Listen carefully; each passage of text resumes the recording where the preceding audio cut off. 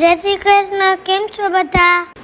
આજે તો રાજા હું ને મારા દેદી જાતા હતા બોક્સમાં.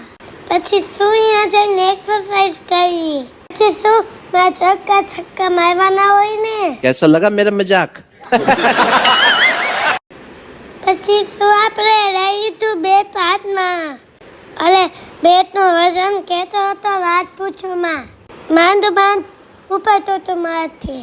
મારા કરતા તો બેટ મોટું રાખતું હતું. જો કેવડું મોટું બેટ છે. પછી તમે ને ડેડી એમ કહેતા હતા કેમ બેટિંગ કરાવી. પછી તો આપણે મારી દીધી.